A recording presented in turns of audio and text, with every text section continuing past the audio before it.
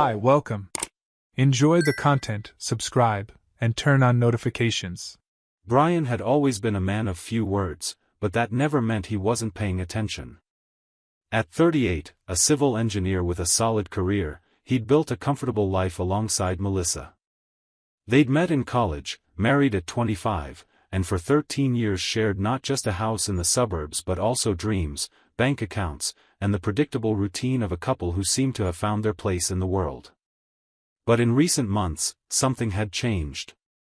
Melissa, 36, an art teacher at a private school, had started repeating a complaint that sounded like an annoying mantra: "You never really listen to me, Brian.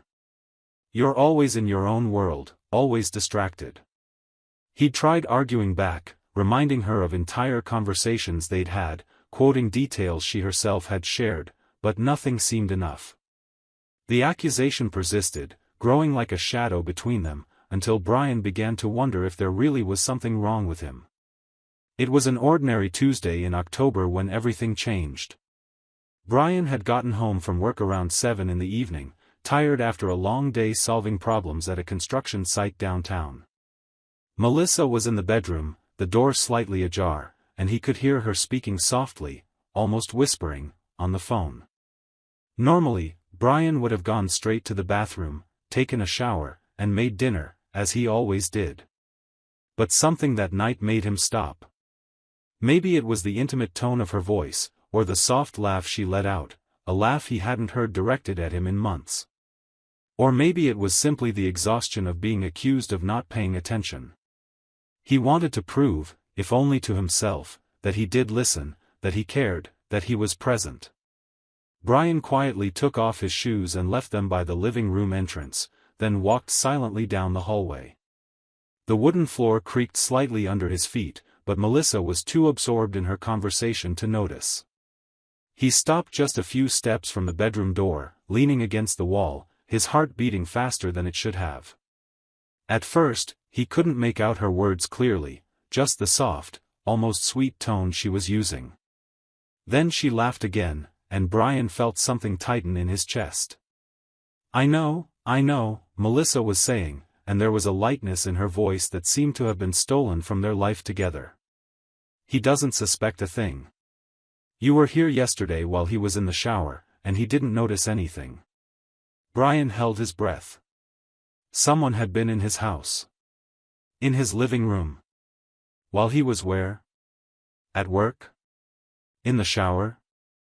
I love you too, Melissa continued, her voice now almost a whisper heavy with emotion. I can't keep pretending anymore. I wish we didn't have to hide. The next words hit him like a series of punches. She spoke about secret meetings, the thrill of taking risks, and how hard it was to stay married to someone who was always distant. Brian closed his eyes for a second, trying to process what he was hearing, but there was nothing to process beyond the raw, painful truth. His wife was having an affair. In their home. Right under his nose. Then she said the name. Greg, you need to be careful when you come over. Last week you almost left your wallet on the couch. Greg. Brian's cousin. The guy who showed up at family barbecues, came to Thanksgiving dinners, and whom Brian considered not just family but a close friend. The guy who had a wife, Lauren, and 2 young kids. The guy who'd been his best man at the wedding. Anger rose in Brian's throat like bile, but he forced himself to stay still, to keep listening. He needed to be sure. He needed to hear it all. Not tomorrow night, Melissa was saying now. Brian will be home. But Friday he has that meeting that always runs late. Can you come around 8? Brian had heard enough. He stepped forward and slowly pushed the bedroom door open. Melissa was lying face down on the bed, the phone pressed to her ear, completely relaxed. When the door creaked, she turned her head reflexively, and seeing Brian standing there, motionless, his face utterly blank, the phone nearly slipped from her hand. Her eyes widened. The color drained from her cheeks. I'll call you back, she quickly said into the phone and hung up, sitting up in bed as if she'd been shocked. Brian, you're home early. He didn't respond. He just stood there, looking at her, letting the silence fill the entire space between them. Melissa swallowed hard, her fingers nervously fiddling with the edge of the sheet. Did you hear everything?" Her voice was trembling. Brian tilted his head slightly, as if considering the question. When he finally spoke, his voice was calm, almost serene, which somehow made everything even more frightening. "I heard. And for once, you're right, Melissa. I should have listened sooner." She opened her mouth to speak, but nothing came out. Tears began to form in the corners of her eyes, but Brian had already turned and walked out of the room. He reached into his pocket for his phone, walked to the living room, and without hesitation dialed Greg's number. The phone rang 3 times before his cousin answered. "Hey, cousin. What's up?" Greg's voice was cheerful, guiltless, shameless. Brian took a deep breath. "Greg, I need you to come to my house right now." There was a pause. "Now?" "Man, it's late, now, Greg," Brian repeated, his voice still calm but carrying a weight that left no room for argument. "It's important. Don't make me say it again." Another silence, longer this time. Okay. I'm on my way." Brian hung up and put his phone back in his pocket. Melissa had appeared in the bedroom doorway, pale, her hands shaking. "Brian, I can explain, sit down," he said, pointing to the living room couch. "Now." She obeyed, and he saw tears already streaming down her face, but he felt no pity. Only a strange coldness, as if he were watching everything from outside his own body. Brian picked up his phone again and discreetly opened the video recording app. He placed the phone on top of the bookshelf, angled to capture the entire living room, and pressed the red record button. Melissa was staring at her hands, quietly sobbing, completely unaware.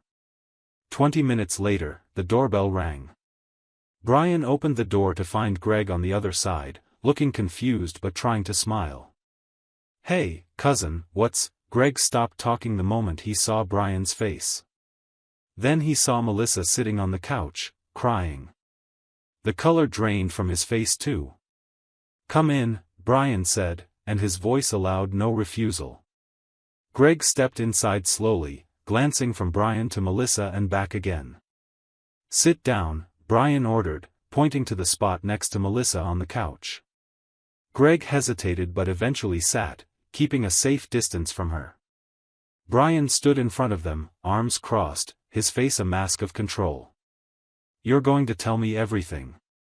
From start to finish. And don't bother lying, because I already know more than you think." Melissa sobbed louder.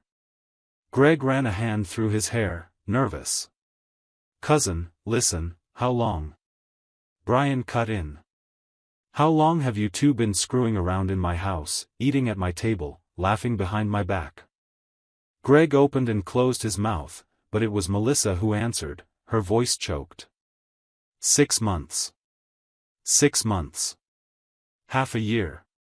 Brian felt the floor sway for a second, but he kept his composure. "And how did it start?" They both stayed silent. Brian took a step forward. "I asked how it started." This time, it was Greg who spoke, his voice low, eyes on the floor. "At the July barbecue. At your place. We talked, had a few beers, and then, she texted me afterward." "He understood me," Melissa suddenly said, as if that justified everything. "He listened to me, Brian. He paid attention to me." Brian let out a short, bitter laugh. "Ah, I see. So the solution was to sleep with my cousin. That makes perfect sense." Greg's hands were shaking. "Cousin, I ruined everything. I know. I'm so sorry, you're sorry?" Brian repeated, his voice dripping with sarcasm. "You're so sorry that you kept coming over here, eating food I paid for, sleeping with my wife in my bed?" "Not in your bed," Melissa quickly said, as if that made any difference.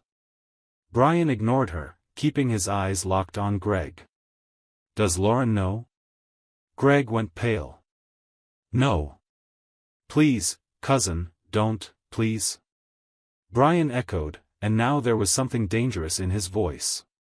"You're asking me please? After all this?" Greg started to cry. "I have kids, Brian. Please. I know I ruined everything, I know I don't deserve it, but please, don't tell her."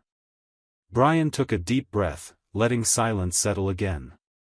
Then, finally, he spoke, his voice low but sharp. "Get out of my house. Both of you. Now." Melissa stood up quickly. "Brian, please, we can talk." I said get out," he repeated, louder this time. "Grab your things and leave. Now." Greg was already on his feet, walking quickly toward the door. Melissa hesitated, looking at Brian with red, swollen eyes, but he turned his face away. She grabbed her purse from the couch and followed Greg outside. As soon as the door closed, Brian locked it and leaned against it for a moment, letting the full weight of it all sink in. But not for long. He walked over to the bookshelf, picked up his phone, and stopped the recording. The video was perfect, it showed everything, his questions, their answers, their confessions, their tears, their desperation. Without hesitation, Brian opened WhatsApp, found Lauren's contact, the wife of Greg, and attached the video. He typed a short message, "Lauren, I'm so sorry you have to find out this way. But you deserve to know the truth." He hit send, and seconds later saw the message had been delivered. Lauren viewed it almost immediately. Brian could imagine the scene, her watching the video, disbelief turning into horror, then anger, then pain. 15 minutes later, Brian's phone started ringing non-stop. Messages from the family group chat began flooding in, one after another. Lauren had done exactly what Brian expected, she'd posted the video to the group that included all their relatives. Uncles, aunts, cousins, grandparents, everyone saw it. The messages ranged from shock and anger to support for Brian. Some cursed Greg, others asked how Melissa could have done this. Brian's uncle, Greg's father, sent him a private message, "Brian, I have no words. I'm ashamed. My son will answer for this." Brian didn't reply to anyone. He just turned off his phone and sat on the couch, the same spot where Greg had been sitting minutes earlier. The house was silent. A heavy, suffocating silence, but also strangely freeing. In the weeks that followed, Brian's life turned upside down, but in a way he controlled. Melissa tried to return home the next day but found the locks changed and a letter from Brian's lawyer stating that divorce proceedings had already begun. She called, texted, begged, but Brian blocked all contact. Greg was kicked out of the house by Lauren, who filed for divorce and requested sole custody of their children. The entire family turned their backs on him. He lost his job 2 weeks later when the video spread beyond the family circle and reached his co-workers. His reputation was destroyed overnight. Melissa tried moving back in with her parents, but her mother, who had always favored Brian as a son-in-law, refused to take her in. "You made your choice," her mother told her, according to an aunt who later filled Brian in. "Now live with the consequences." But it was 6 weeks after that night that the final bomb dropped. Brian received a call from Melissa, the first time he'd answered since she'd left. Her voice was shaky, almost inaudible. "Brian, I need to tell you something." He said nothing, just waited. "I'm pregnant." The silence that followed was absolute. Brian felt as if the air had been sucked from his lungs. "How far along?" he asked, his voice dangerously calm. 2 months. 2 months. Right in the middle of the affair. Brian closed his eyes, mentally running the numbers. They'd slept together a few times during that period, but not often. And Melissa had been with Greg constantly. "I need to know whose it is," she continued, her voice now more desperate. "Brian, please, I need to get a test, but I need your help." "No," he said simply. "What?" "I'm not going to help you with anything, Melissa. If you want to know whose it is, go to Greg. He's the father in every way that matters now." He hung up and blocked her number again. But curiosity, mixed with the need to close that chapter once and for all, consumed him over the following weeks. Brian contacted his lawyer and requested that, as part of the divorce proceedings, a paternity test be conducted as soon as the baby was born. Melissa, with few options, agreed. The months dragged on. Brian threw himself into work, accepting a major project that kept him busy and distant. He cut ties with most relatives, including those close to Greg, and slowly rebuilt his life. He sold the house he'd shared with Melissa and bought a modern apartment downtown, a place with no memories, no ghosts.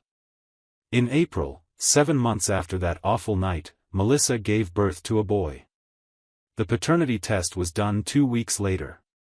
Brian received the results by email on a Tuesday morning while having coffee in his new apartment. He opened the PDF with steady hands, his eyes scanning the technical lines until he found the conclusion: probability of paternity, 0%. Brian Lawson is excluded as the biological father. He read it again. And again. Then he closed his laptop and looked out the window at the city waking below. There was no relief. No pain. Just confirmation of what he'd already known deep down: it had all ended long before that October night. He'd simply finally had the courage to listen. Brian's lawyer sent the results to the judge, and the divorce was finalized in record time. Brian didn't ask for alimony or fight over disputed assets. He wanted only one thing: for it all to be over. And it was. Melissa tried reaching out to Greg after the test results came back, but he blocked her too. Lauren had already moved on and obtained a restraining order against her ex-husband, who now lived in a tiny apartment across town, working temporary jobs and avoiding anywhere he might run into family. Melissa raised her son alone, working part-time and relying on hesitant help from her parents. The few friends she had left drifted away after the story spread. She sent Brian a letter 6 months after the divorce was finalized, a long letter begging for forgiveness, trying to explain, trying somehow to fix what couldn't be fixed. Brian never opened it. He threw it in the trash without reading a single word. A year and a half after that night, Brian was sitting at a downtown cafe, reviewing blueprints for a new project, when he saw Melissa walk in with a stroller. She was thinner, her face tired, her eyes dull. She saw him too, and for a second their eyes met. Brian saw her desire to approach, to speak, maybe to try once more to explain herself. But he simply returned his attention to the blueprints on the table, as if she were just another stranger. Melissa stood there for a few seconds, holding the stroller, then walked on, disappearing into the street crowd. Brian finished his coffee, paid the bill, and left. He had an important meeting in an hour, dinner with new friends that night, and a weekend trip to the coast already planned. His life had moved on. He'd learned, in the most painful way possible, that sometimes truly listening means hearing not just the words people say, but also the ones they hide. And even more importantly, he'd learned that not every truth needs to be forgiven. Some truths simply mark an ending. And that was okay. Because for the first time in a long while, Brian wasn't listening to anyone's criticism, wasn't carrying the weight of expectations from a woman who'd never valued him. He was finally listening to himself. And what he heard was clarity. Peace. Freedom. Months turned into over 2 years since that night. Brian, now 40, had become a completely renewed version of himself. The pain that once occupied every corner of his thoughts had been replaced by a healthy routine, genuine friends, and clear purpose. He'd been promoted to project manager at his company, leading a team of 12, and was respected not just for his technical skill but for the fair and attentive way he treated his colleagues. Ironically, everyone remarked on what a great listener he was. In his personal life, Brian had met Sophie, a 35-year-old landscape architect who collaborated with his company on joint projects. She was different from Melissa in every way: independent, communicative, honest. There were no games, no hidden agendas. When she had something to say, she said it directly. When he had something to say, she listened. Really listened. They'd been together for 8 months, taking things slowly but with a solidity Brian had never experienced before. Meanwhile, Melissa's life continued its downward spiral. The boy, whom she'd named Ethan, was now almost 2, but Greg never actively claimed paternity. He paid the minimal court-ordered child support but didn't visit his son and cut off all emotional contact. Lauren, now divorced and rebuilding her life with her 2 kids, had moved to another city, far from painful memories. Melissa lived in a small rented apartment, struggling to balance part-time work with child care. Her parents helped financially, but their relationship was strained. She had practically no friends, and the social media accounts that once overflowed with photos of her seemingly perfect life with Brian were now abandoned. Her reputation in their community was ruined. Even people who didn't know all the details knew enough to avoid her. As for Greg, he was in even worse shape. After losing his job and family, he'd tried to start over in another city, but the story followed him. Some relative always knew someone, some former coworker always told new ones. He ended up taking manual labor jobs, far from the career he'd built, and lived alone in a tiny studio, drowning his nights in regret and alcohol. Brian learned all this not because he sought it out, but because the part of his family that stayed loyal to him occasionally mentioned it. He listened, thanked them for their concern, but felt nothing. No anger, no satisfaction, no pity. Just indifference. It was as if Melissa and Greg were characters in a story he'd read long ago, whose plot no longer mattered to him. One Saturday afternoon, Brian was at the grocery store when he saw Greg on the other side of the aisle. His cousin was pushing a cart with just a few basic items, his posture slumped, his eyes tired. He hadn't seen Brian yet. For a moment, Brian considered simply walking away, avoiding any interaction. But then Greg turned his head, and their eyes met. The recognition was instant, followed by what looked like terror on Greg's face. He froze, the cart motionless in the middle of the aisle. Brian didn't look away. He just stared back, neutral, expressionless. Greg opened his mouth as if to say something, but nothing came out. Then he lowered his head, quickly pushed the cart in the opposite direction, and disappeared into another section of the store. Brian continued his shopping as if nothing had happened. Because, in the end, nothing had. That night, Brian had dinner with Sophie at his apartment. They cooked together, laughed at inside jokes, and then sat on the couch watching a documentary she'd recommended. At no point did Brian mention running into Greg. There was no need. That no longer belonged to his life. Before bed, Brian looked out the bedroom window, watching the city lights blink in the distance.